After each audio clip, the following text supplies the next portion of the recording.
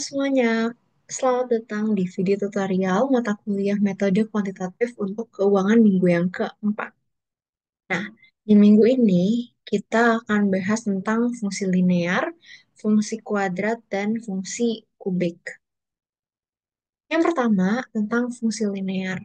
Nah, untuk fungsi linear itu kita punya rumus umum. Rumus umumnya adalah Y sama dengan A plus BX, di mana A itu adalah intercept atau nilai Y saat X sama dengan 0.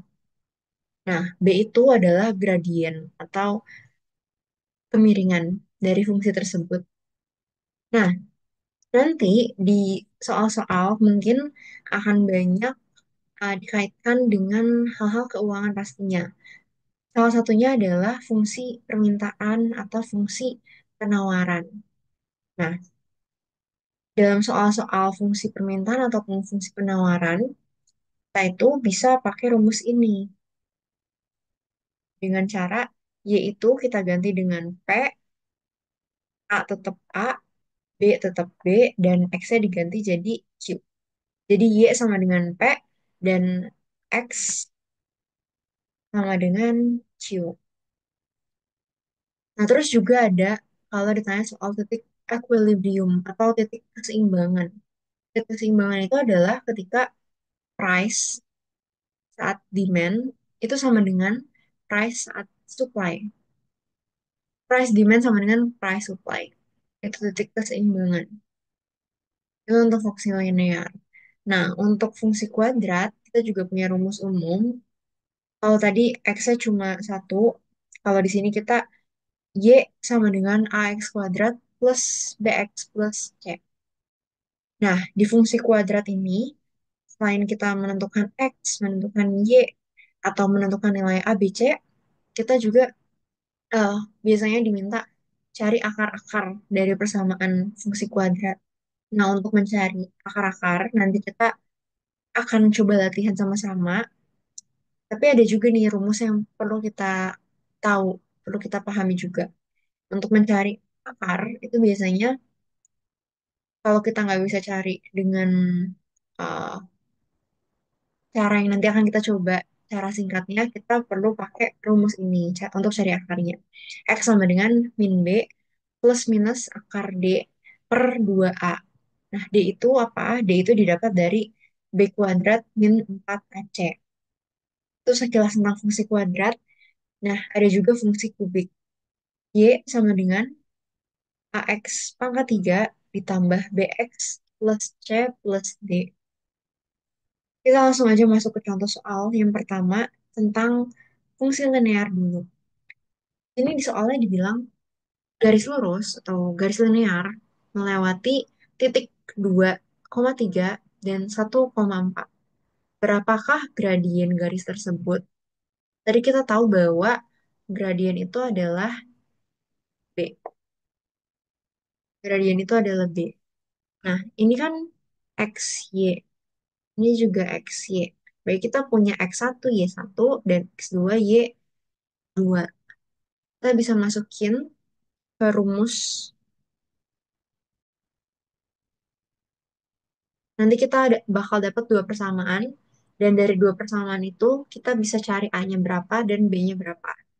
Oke, yang pertama, Y1. Y1-nya 3, A plus B kali X1. X1-nya 2. A3 sama dengan A plus 2B. Atau A plus 2B sama dengan 3. Ini persamaan yang pertama. Nah, sekarang persamaan yang kedua kita dapetin dari X2 dan Y2.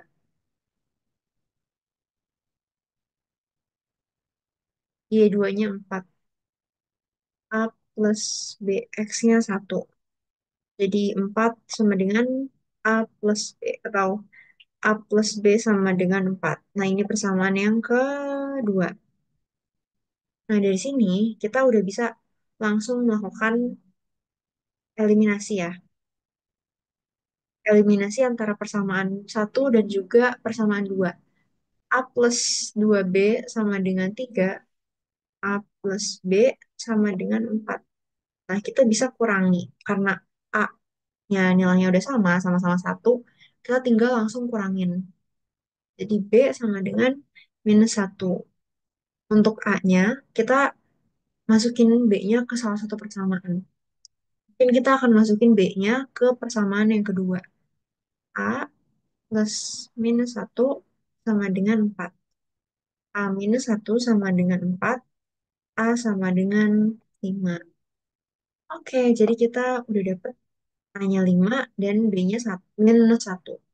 Dan yang ditanya adalah gradien doang sebenarnya ya. Jadi nilai B itu sebenarnya sudah untuk kita dapat. Jadi gradiennya atau B-nya adalah -1. Oke, soal yang kedua. Soal yang kedua kita udah mulai masuk ke fungsi kuadrat. Nah, fungsi kuadrat di sini kita diminta untuk mencari akar. Kita akan coba dua cara. Yang pertama cara eh ini.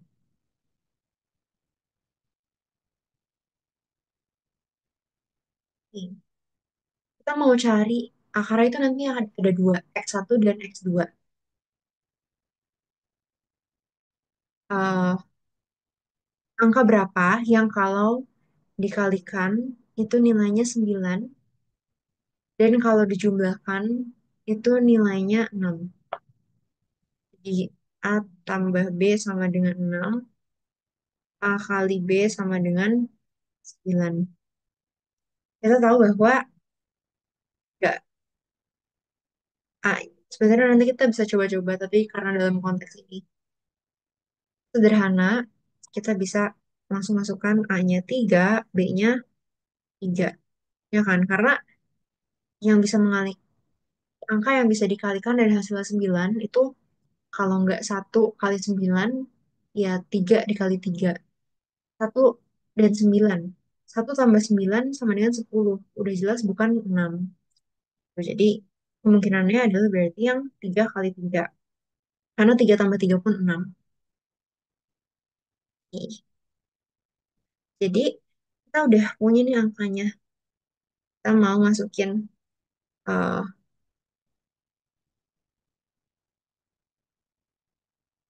X plus A, X plus B sama dengan 0. X plus 3, X plus 3 juga. Kebetulan ini angkanya sama. Akar-akarnya adalah X1-nya -3, X2-nya juga -3. Semoga dapat dipahami. Berikutnya, dengan cara yang kedua, tadi dengan rumus. Nah, kan ini tuh ada rumus persamaan umumnya. Jadi dari sini sebenarnya kita bisa tahu bahwa A-nya berapa? A-nya 1. A itu yang di sini. A, ini B. B-nya 6, C-nya 9. Kita mau pakai rumus yang tadi. Nih, X sama dengan min B plus minus akar D per 2A. Pertama kita cari D-nya dulu. D-nya sama dengan B kuadrat minus 4AC.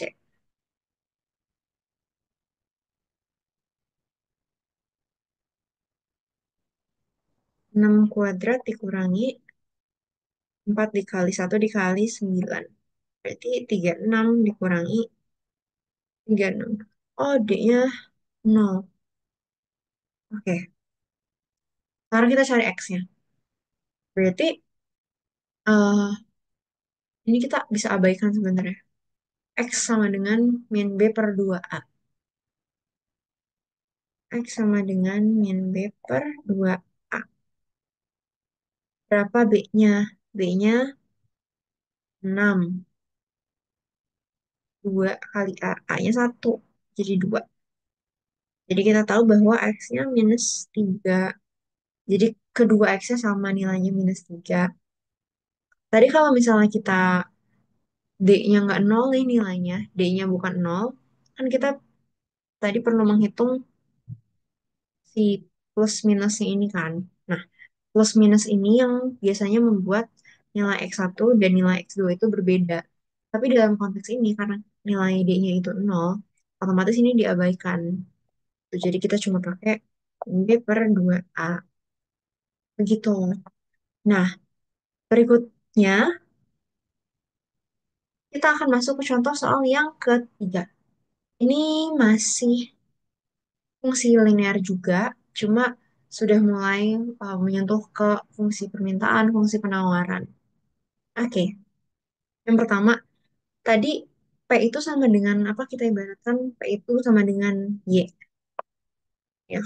Nah, Q itu sama dengan X-nya. Oke, tadi rumusnya Y sama dengan A plus BX atau P sama dengan A plus BQ. Ini sama kayak nomor satu tadi uh, kita punya istilahnya kita punya X1 Y1 dan X2 Y2-nya. Tinggal kita masukin dan kita akan dapat dua persamaan. Persamaan yang pertama, P1-nya berapa? P1-nya 100 sama dengan A plus B dikali Q1-nya 20. 100 sama dengan A plus 20B. Nah, ini persamaan yang pertama. Sekarang persamaan yang kedua. Persamaan yang kedua, kita langsung masukin P2-nya berapa? 60 sama dengan A plus B dikali Q2. Q2-nya 40. Jadi 60 sama dengan A plus 40B. Inilah persamaan yang kedua. Nah, setelah kita dapat persamaannya, kita eliminasi dulu. Untuk dapat A-nya berapa dan B-nya berapa, kita perlu eliminasi. Ini kita tulis ulang persamaannya. Dengan 100, A plus 40B sama dengan 60. Kita kurangkan A min A 0 habis. 20B min 40B minus 20B. 100 kurang 60, 40. Jadi B-nya kita dapat minus 2. Nah, untuk A-nya, untuk A-nya kita tinggal masukin ke persamaan yang pertama aja deh. 100, sorry, 100 sama dengan A plus 20B. 100 sama dengan A plus 20. Kita masukin B-nya minus 2. A minus 40. Jadi 140 sama dengan A. Nah, kita udah dapet nih nilai B-nya dan nilai A-nya. Sekarang kita mau eh cari atau tinggal buat persamaannya. Jadi dari A-nya kita udah punya, B-nya kita udah punya, kita tinggal masukin nilai A dan B itu ke persamaan umumnya. Jadi P sama dengan A plus BQ kan tadi.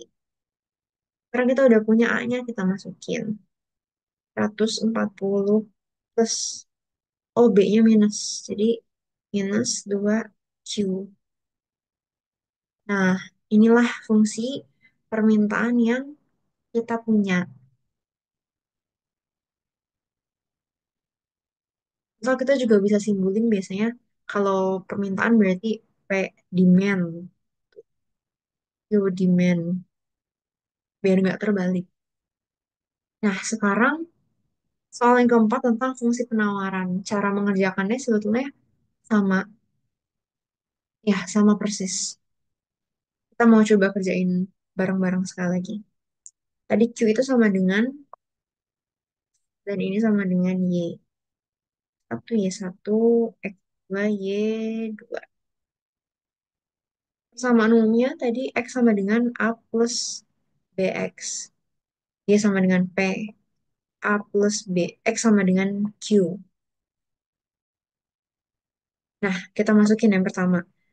P1-nya berapa? P1-nya 20 sama dengan A plus 30B.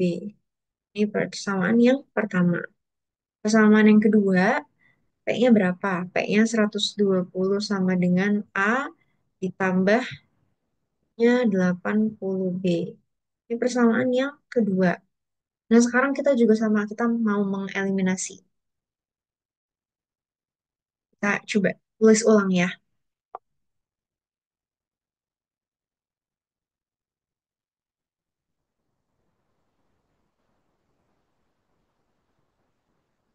Nah, ini kita mau kurangi 20 minus 120 minus 100 sama dengan A-nya habis minus 50B.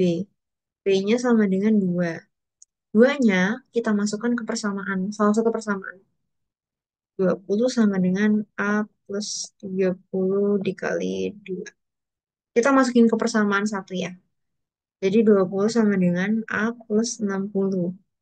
Jadi A-nya sama dengan minus 40. Nah, kita udah tahu B dan A-nya. Tinggal kita masukkan ke persamaan yang awal. P sama dengan A-nya minus 40 plus B-nya 2Q. Atau bisa gini juga. 2Q minus 40. Nah, P-nya karena ini penawaran, kita bisa tuliskan dengan P supply dan Q supply. Yeay. Oke, kita udah bisa dapetin fungsi penawaran dan juga fungsi permintaan. Nah, berikutnya di soal yang kelima, kita diminta untuk mencari titik equilibrium atau titik keseimbangan tadi dari fungsi permintaan dan fungsi penawaran yang kita punya. Tadi kita tahu bahwa seimbang itu ketika P demand sama dengan P supply. Jadi di sini kita tinggal masukkan masukkan PD dan PS yang udah kita punya. Sorry, price, demand, fungsi permintaannya. PD-nya sama dengan 140 min 2Q. 140 min 2Q sama dengan fungsi penawarannya 2QS min 40. Ketika di sini kita udah nggak perlu lagi nulis ini demand atau supply ya. Jadi sama-sama Q.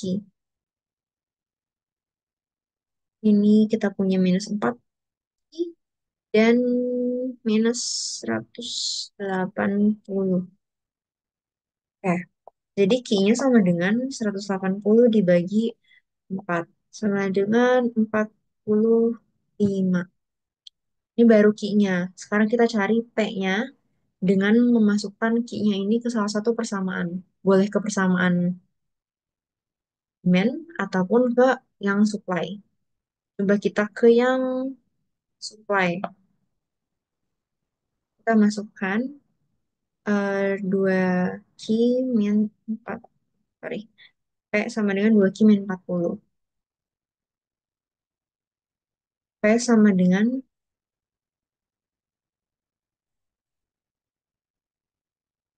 90 min 40. Jadi P-nya 50. Oke, jadi kita punya uh, P-nya 5, sorry. P-nya 50 dan Q-nya 45. Tadi kita tahu bahwa itu kan kita ibaratkan Y dan ini X. Jadi penulisannya pun sama untuk menentukan titik X, Y. Nah, dalam konteks ini artinya Q, P atau 45,50. Jadi kita sudah mendapatkan titik equilibrium dari permintaan dan penawaran tersebut. Jadi kapan mereka seimbang? Ketika Q-nya, kuantitinya sama dengan 45 dan harganya sama dengan 50. Jadi tadi ada uh, 3 konsep tentang fungsi linear, fungsi kuadrat, dan fungsi kubik. Mungkin untuk video tutorial kali ini, kita hanya membahas 5 soal ini, tapi kalau misalnya masih ada hal yang dibingungkan, ataupun hal yang mau ditanyakan, mau didiskusikan, sangat boleh. Nanti silakan aja bertanya di kolom komentar ataupun mau japri, dipersilakan. Terima kasih teman-teman, semoga materi kali ini dapat dipahami dengan mudah dan semangat untuk persiapan belajarnya. Terima kasih.